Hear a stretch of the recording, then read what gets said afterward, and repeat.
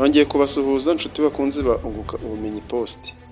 Ese wigeze wibaza impamvu ubuzima bwawe budatera imbere kandi ukabona ukoresha imbaraga zawe zose, rimwe na rimwe ikibazo atari wowe ahubwo ari abantu bagukikije? Hari abantu 12 ugomba kwitondera ukabagendera kure niyo mwaba mufitanye isano ya hafi, kuko bashobora kukwangiriza ejo hazaza hawe. Uwa 12 we ni rurangiza, kandi ashobora kuba ari umuntu muri kumwe cyangwa ari wowe ubwawe, ariko ukaba utabizi.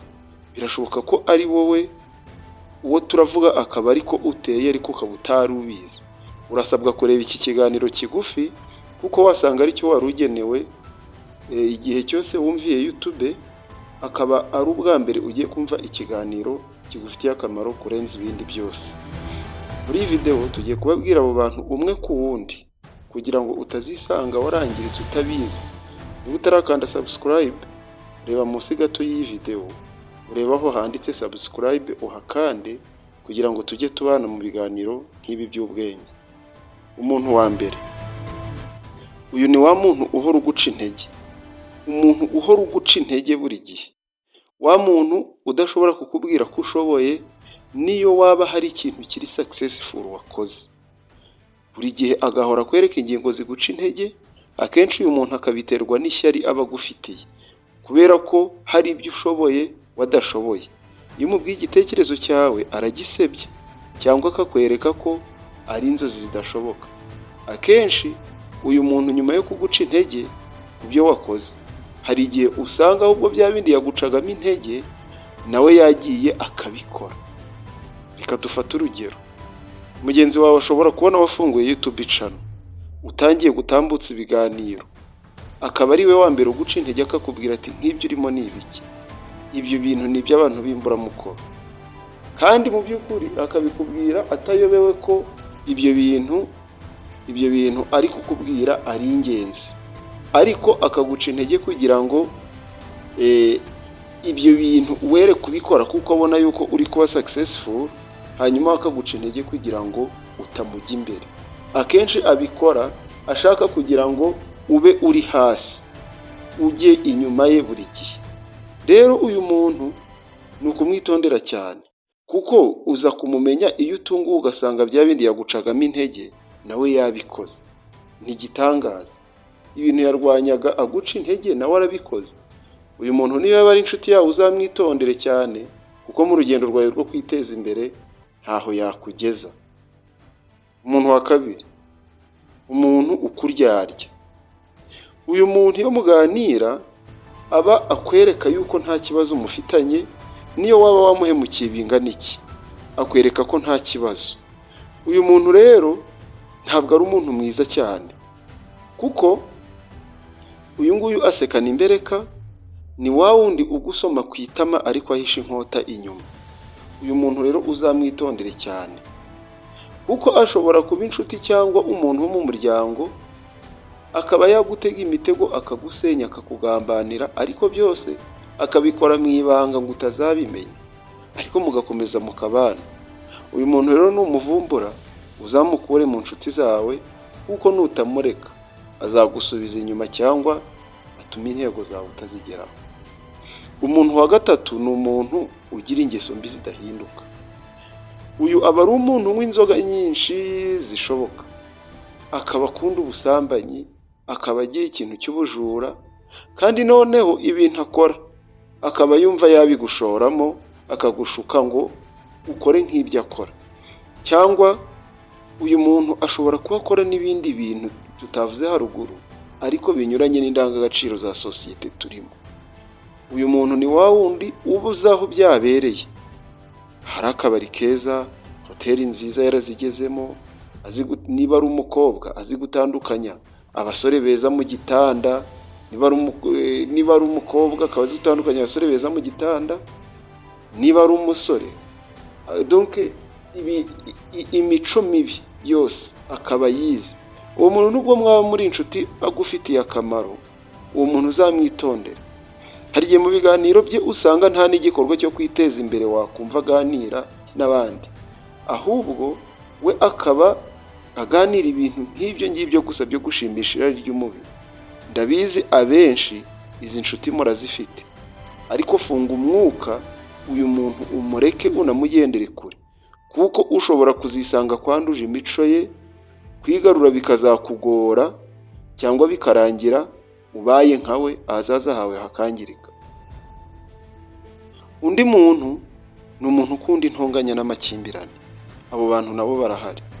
Uyu nguyu aho ari hose akunda kugirana amakimbirane n'abamuzengurutse, akaba agira amagambo mabi, kwitotomba n'ibikorwa akora bikabangamira abo bari kumwe. Ni umuntu ugira amagambo asenya, niyo muganiriye abakubwira ibibi bya bagenzi be, akabaguteranyaho, akakubwira ibibi by'abandi gusa, ariko akaba adashobora kwivuga nabi, ariko akakubwira ibibi by'abandi. Ntashobora kuvuga ikintu kiri positifu ku bandi. Uwo muntu rero si mwiza. Mu kazi aho mukora hari igihe usanga agirana n'abantu benshi ibibazo, yaba abayobozi, yaba abo mukorana.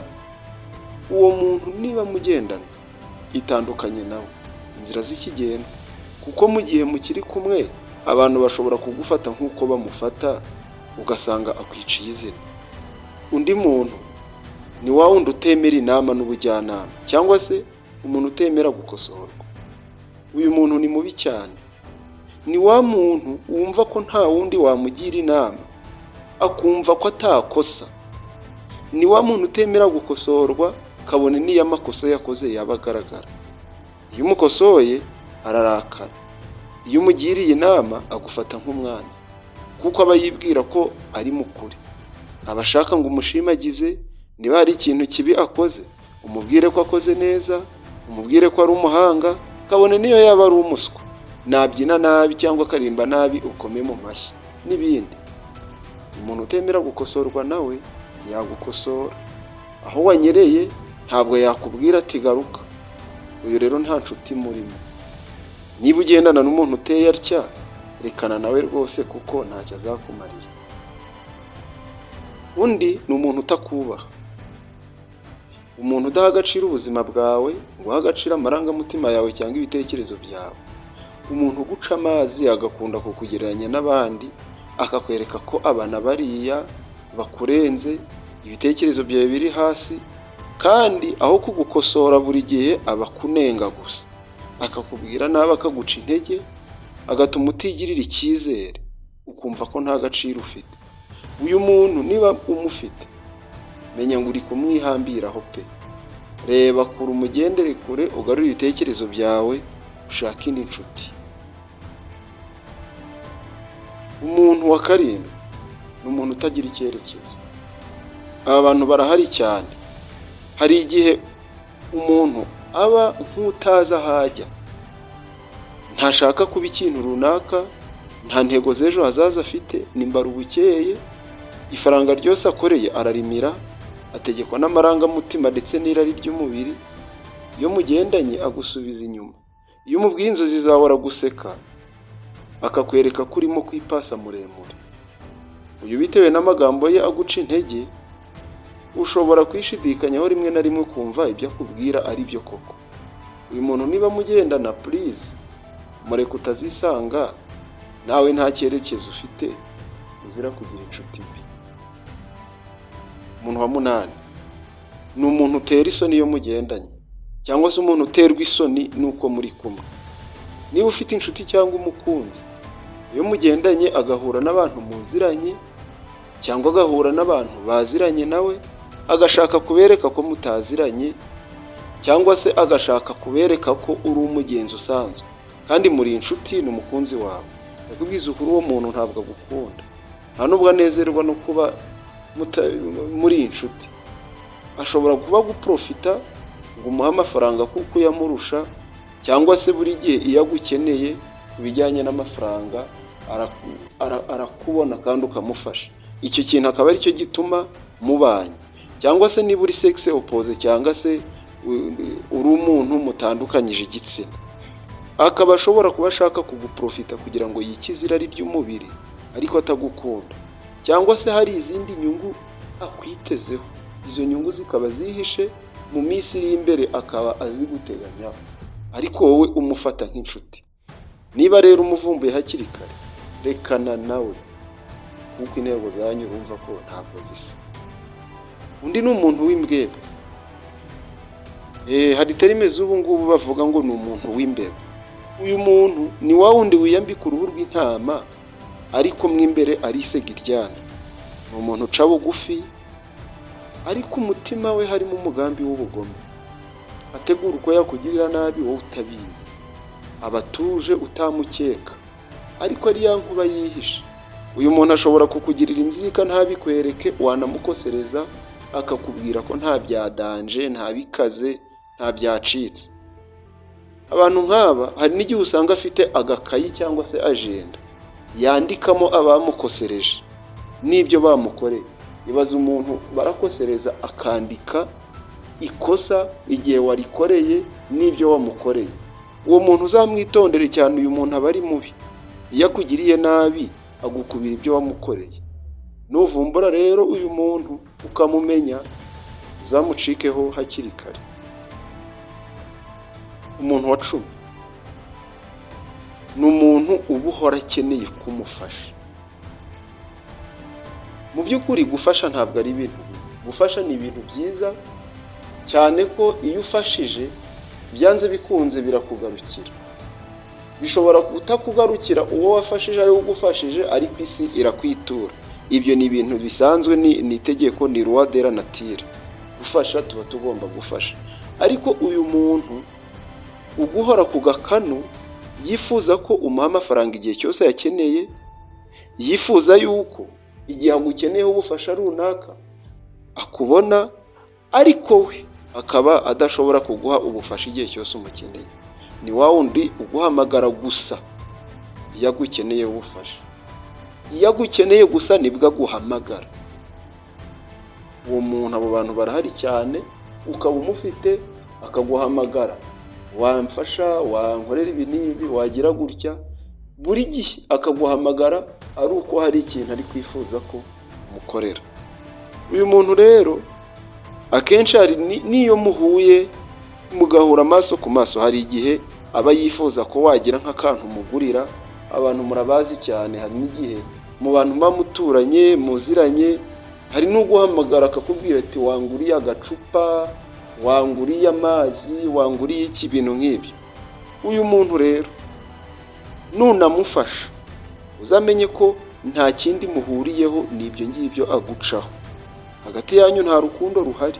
Ikizabikwereka ni uko igihe azagukenera ntumufashe muzashwana. Uyu muntu rero nawe ntacyo amaze, kuko uyu nguyu ni nk'ikimungu cyangwa rwaru cya kirondwe kiba kiri ku nka kiyinyunyuza, ariko inka yo nta kintu kiyimarira ari ukuyinyunyuza gusa. Uyu rero nawe nta nshuti murimo. Uyu muntu niba umufite mwikureho hakiri kare. Umuntu wa 11 ni umuntu uhindagurika mu bitekerezo. Hari abantu bahindagurika cyane, ibyo yavuze uyu munsi ntaba ari byo avuga ejo, kandi agahindagurika ku kintu kimwe. Uyu munsi akaba yakubwiye yego ku bintu mwapanze, ejo akakubwira ngo oya. Ejo akaba yambaye indi sura itandukanye n'iyo yari yambaye ejo. Si byiza wenda ko umuntu agumana isura imwe, ni byiza kwambara amasura atandukanye bitewe n'ahantu uri. Ariko umuntu nk'uyu nguyu we ni wa muntu utagira ukuri. Ni umuntu utagira ukuri, utavugisha ukuri. Ibintu byinshi abavuga cyangwa ibyo akora ntabwo abihagazeho, ntiwamenya ngo uruhande ahagazemo ni uruhe. Donc nta mwanzuro agira. Iyo muhanye gahunda hari yagutenguha akaguha impamvu zitumvikana. Umuntu nk'uyu rero nawe ntabwo ari umuntu wo kubana nawe, kuko uyu azakwicira gahunda igihe muzaba mwapanze. Ikindi, uyu muntu ashobora kuguhinduka isaha iyo ari yo yose. Ibyiza rero uyu muntu uzamureke. Hari undi muntu wa 12 utangaje rero. Uyu muntu wa 12 ni wa wundi wumva ikiganiro nk'iki ngiki kiri mu bwenge, kiri mu bufasha nk'ubu ngubu, namusaba gukanda subscribe akanga kuyikanda. Kandi uyu muntu urumva ko aba afite ikibazo gikomeye. Niba iyi channel itambukaho ibiganiro byiza nk'ibi byuje ubwenge, ariko namusaba gukanda subscribe akagenda ntayakanze, ese uribaza bimunaniza iki? ko gukanda kuri subscribe ari bidasaba n'amasegonda 2. Iyo urebye munsi gato y'iyo video ahantu handitse subscribe na like ugakandaho, ni ibintu biba byoroshye bidasaba kubikora ngo bigutware n'amasegonda 2.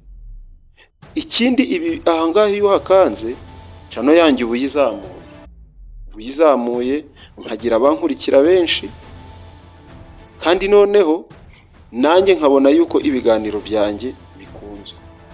Ese koko ikiganiro ntabwo kiba gikunzwe, ntabwo kiba cyaryoshye? Jya hasi muri comment umbwire, ese ni ibiki ubona nakosora mu biganiro nkora? Wandike umbwire, ese iki kiganiro kirakunyuze? Ese hari undi muntu nibagiwe ntavuze muri aba ngaba? Ya umwanya ni uwawe, jya muri comment wandikemo utubwire, duhe igitekerezo, kandi ukande like kuri icyo kiganza gifite igikumwe kirebye hejuru, kandi none iki kiganiro ukande share ugisangize bagenzi bawe kugira ngo nabo bunguke ubumenyi nk'ubu ngubu. Tuzahure mu biganiro by'ubutaha. God bless.